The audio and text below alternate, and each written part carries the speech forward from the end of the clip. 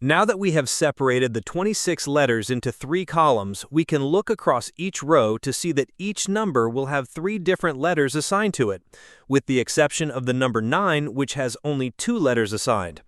From here we begin to get into Vibeology. Since this is a working theory which I created, I shall apply a few quasi-scientific terms in order to provide greater clarification to the meanings I am trying to convey. Please note that from this point on, the terms I am using to define categories may at times look like mathematical equations, but should not be confused with mathematical science, as they're more in line with philosophical meanings. I will also be using equations that appear to be fractions. They're not fractions in the traditional sense of the word, and I shall also be using terms like vibration to define a group.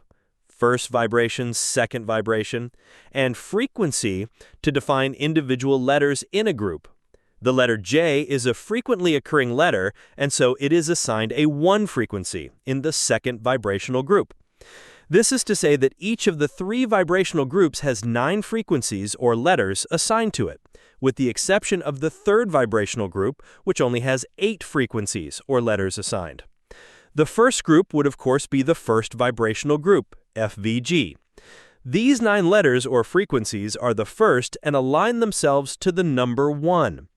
As such, even though traditional numerology has assigned one of the original 9 numbers to each of them, because they are part of the first group or vibration, the number 1 still holds a great deal of influence over them.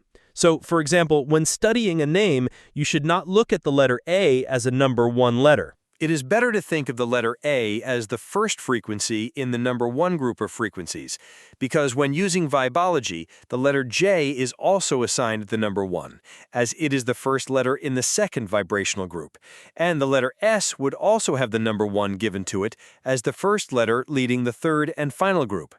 So vibrationally, the letter A would look like 1/1, the letter J would look like 1/2, and the letter S would look like 1/3. Once this formula has been given to a letter, it can then be correctly applied to Vibeology. To find out more, visit www.vibeologyvibes.com to download a free audiobook sample or use the free app.